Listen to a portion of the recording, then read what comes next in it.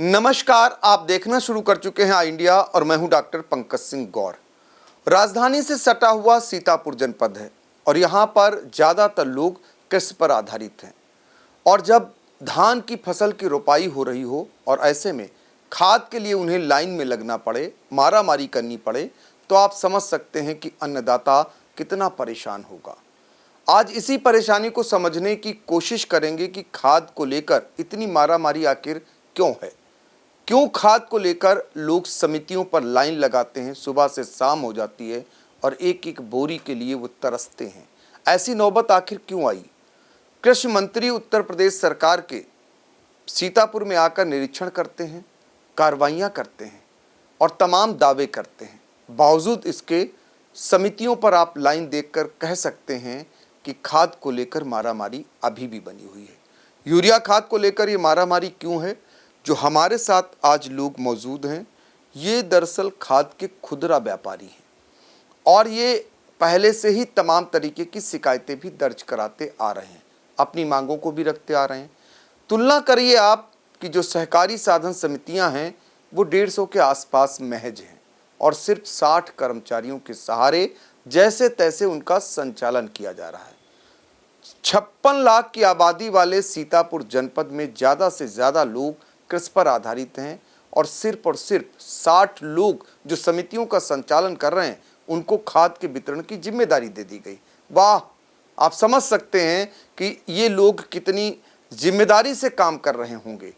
और वहाँ भी खाद समय पर पहुँचती या नहीं पहुँचती है तो अलग की बात है, और पहुँचती है तो फिर उसका क्या होता है, ये सारी चीज़ें जांच का विषय हैं। लेकिन असल समस्या कहाँ है। समस्या ये है कि इस वितरण का कार्य जो है अभी तक खुदरा व्यापारी भी करते थे तो बट जाता था काम, समितियों पर भी खाद पहुंचती थी और खुदरा व्यापारी जो बांटते थे उनकी संख्या जानकर आप हैरान हो जाएंगे, 1500 से 2000।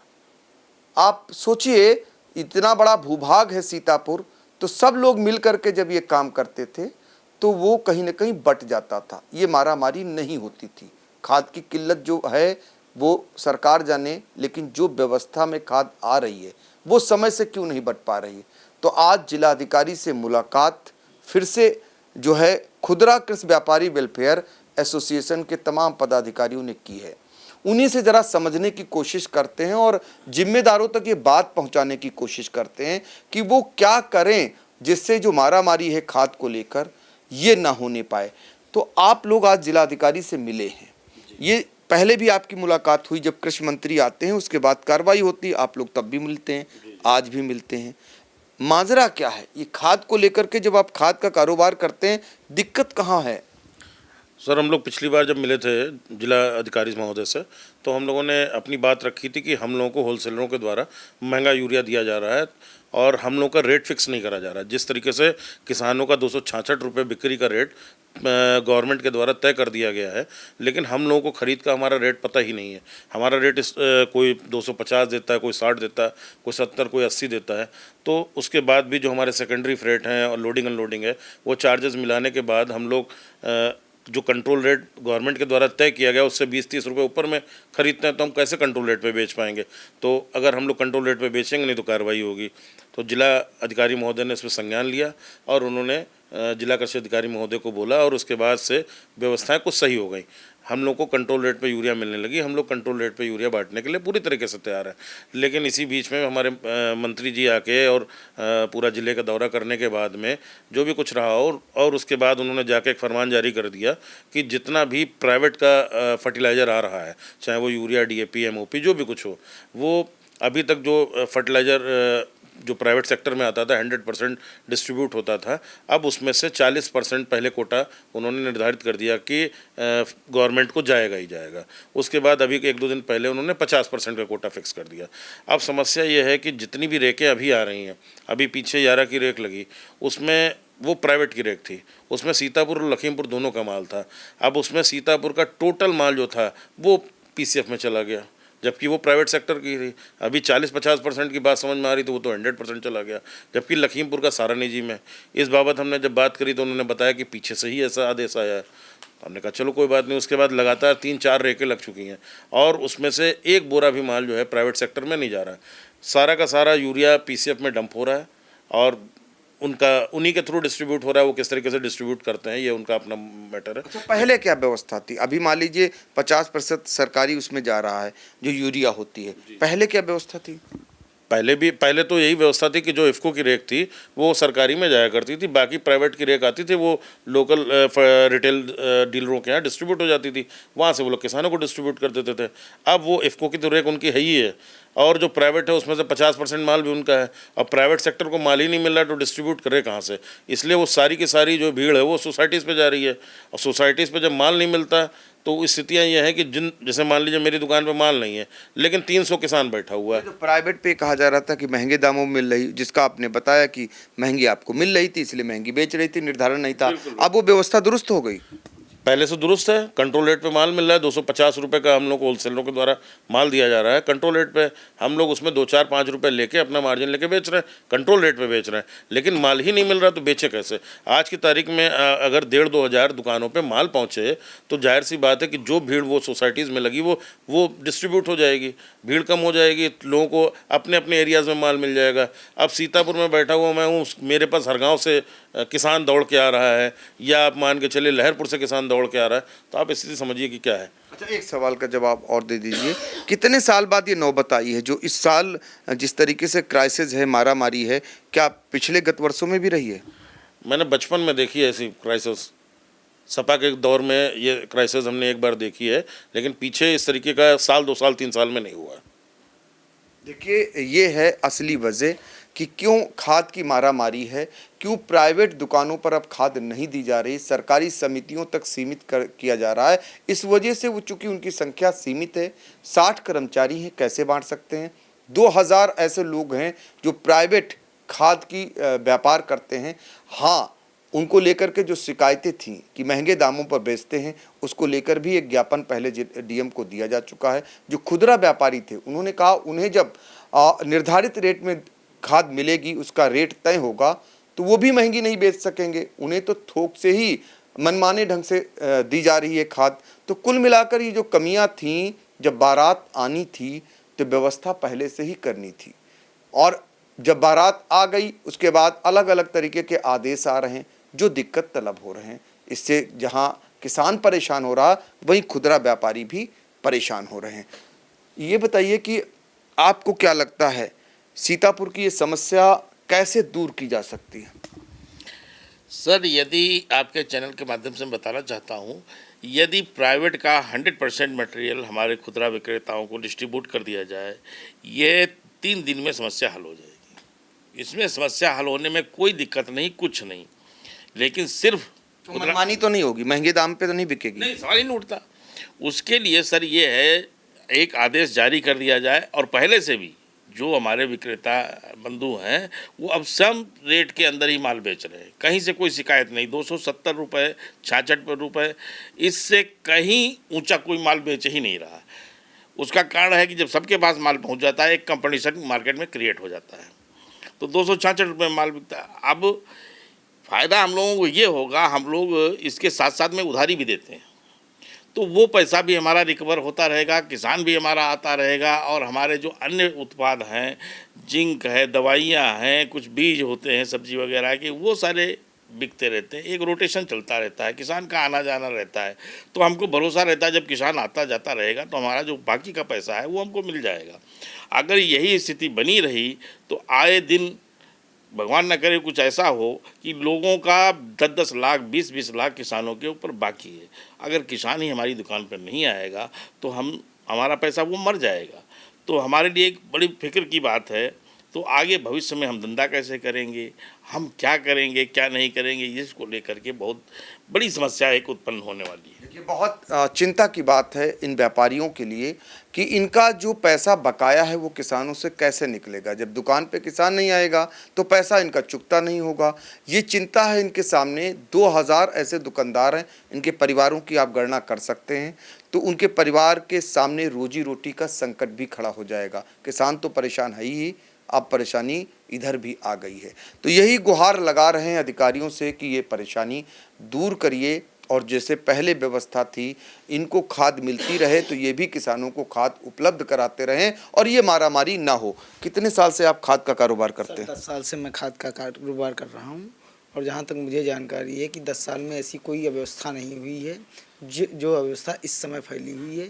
मार्केट में जब माल पर्याप्त मात्रा में रहता है सर, तो कंपटीशन के मारे प्राइवेट दुकानदार कभी महंगा बेच ही नहीं सकता। जब माल नहीं होगा मार्केट में माल की क्राइसिस होगी, तभी मार्केट में रेट ऊपर नीचे होते हैं।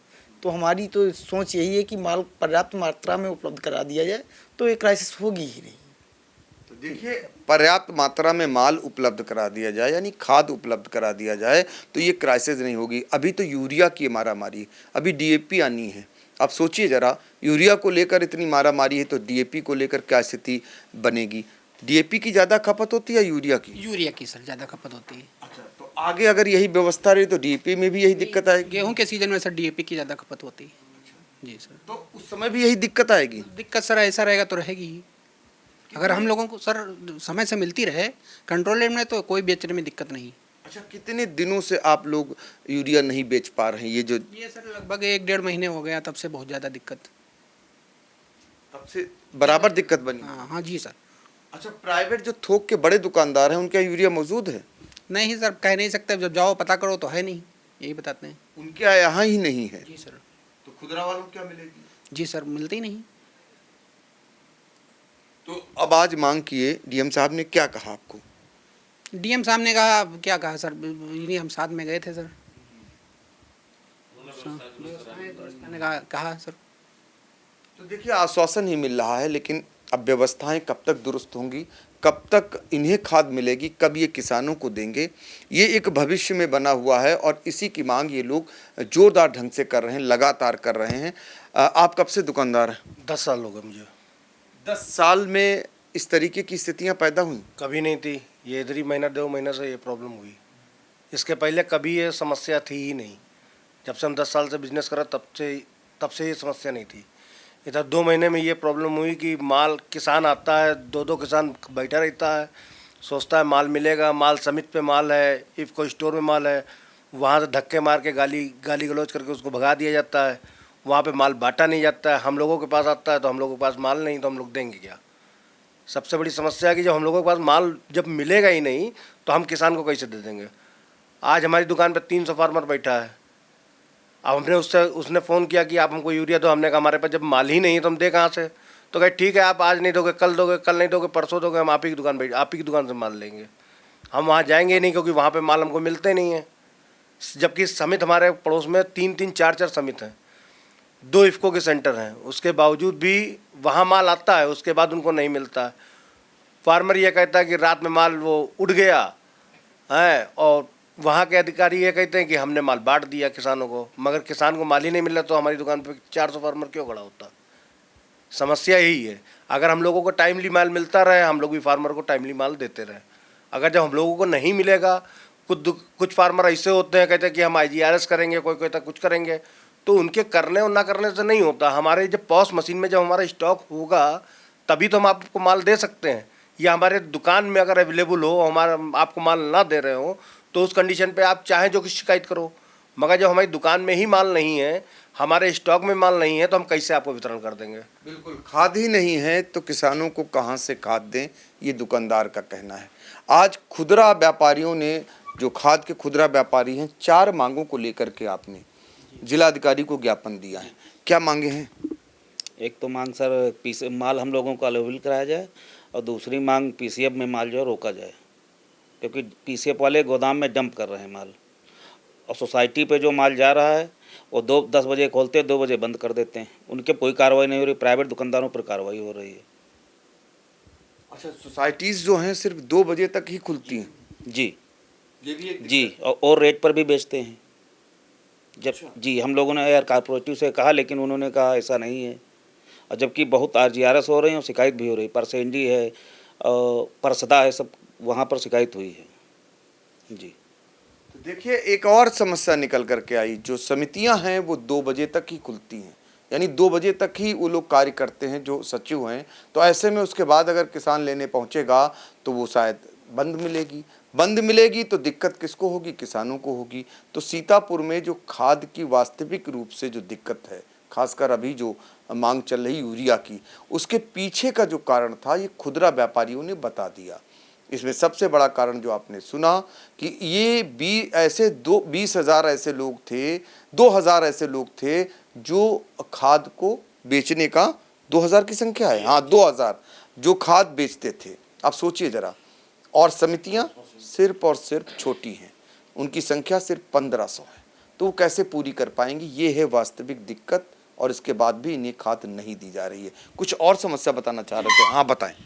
और समस्या ये है कि जो पोस्ट मशीन है जिसके माध्यम से हम यूरिया का वितरण करते हैं, वो कभी नेटवर्क नहीं होता है तो बंद हो जाती है, और कभी कभी वो हैंग हो जाती है, और कभी कभी हमारी आईडी ब्लॉक कर दी जाती है वहाँ मुख्यालय से, और कभी कभी जो किसान आता है तो वो अपना खेती बाड़ी का काम करता है तो उसके अंगूठे या अंगुलियों के निशान जो होते हैं वो घिस जाते हैं, वो लगते नहीं हैं, तो उनको हम यूरिया नहीं दे पाते हैं। पॉस मशीन में कितनी देने को कहा गया है?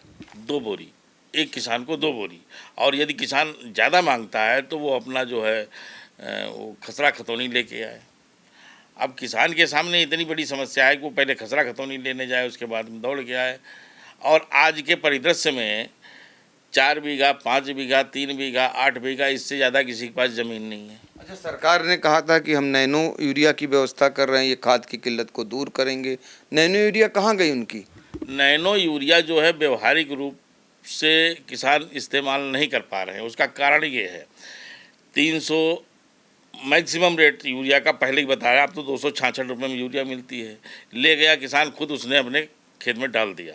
नैनो यूरिया डालने के लिए उसको एक लेबर की आवश्यकता पड़ती है, तो वो लेबर पानी लाए, टंकी जो स्प्रे करने वाली वो पीठ पे ला दे और फिर स्प्रे करे। उसमें 2 लोग मिनिमम लगते हैं, तो उसका 350 या 400 रुपये जो लेबर का खर्चा है वो एक्स्ट्रा और बढ़ जाता है, तो वो यूरिया से महंगा पड़ता है उसको, और उसका रिजल्ट भी जो है किसान को कुछ दिखाई नहीं दे रहा है, तो इसलिए वो नैनो यूरिया का जो है स्वीकार नहीं करता है।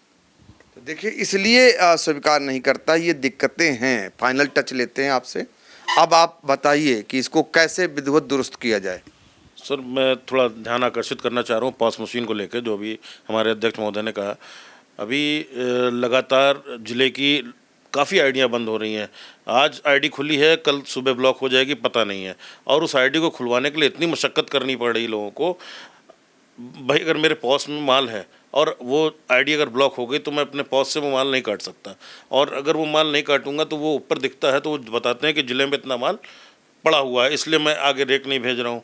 जबकि हकीकत यही है कि ज़िले में अभी तक मेरे पास कम से कम सुबह से 50 से 60 लोगों के आ चुके हैं मैसेज, जिनकी पॉस मशीन ब्लॉक हो चुकी है, और उन्होंने 2 दिन पहले खुलवाई थी, आज फिर वही ब्लॉक है। तो ये इस कंडीशन में स्टॉक ही नहीं हो पा रहा है।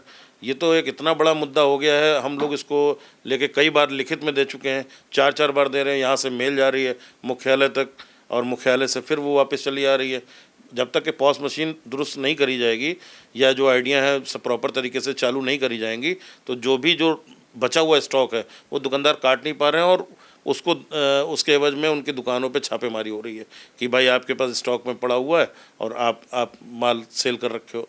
हकीकत यही है कि भाई किसान आ रहा है, माल बिक गया और सर्वर नहीं चला, आसपास के किसान है उनका आधार रख लिया कि चलो बाद में काट देंगे। हालांकि ये नियमता ठीक नहीं है, लेकिन फिर भी जब लगातार आइडिया ब्लॉक चल रही हैं तो दुकानदार क्या करें, किसान बहुत ज़्यादा खड़े हैं। बिल्कुल, मैं समझ गया। देखिए, ये दिक्कतें हैं जो खुदरा खाद के व्यापारी हैं, उन्होंने बता दी किस कारण ये जो खाद को लेकर के किल्लत है, समस्या है, इसके लिए कौन कौन सी व्यवस्थाएं दुरुस्त किए जाने की आवश्यकता है, कैसे इनको अगर खाद उपलब्ध कराई जाती है तो कैसे जो लाइन में लग रहे हैं किसान उस लाइन को कम किया जा सकता है, जो मारामारी चल रही उस मारामारी को कम किया जा सकता है, पॉस मशीन की जो उसको लेकर के जो दिक्कतें आ रही हैं वो दिक्कतें अगर दूर कर दी जाएं तो जो समस्या और उत्पन्न हो रही उसको भी रोका जा सकता है। कुल मिलाकर खाद वितरण की प्रणाली को अगर सही कराना है तो इन समस्याओं को देखते हुए जिम्मेदारों को कदम उठाए जाने की बहुत ही ज़रूरत है।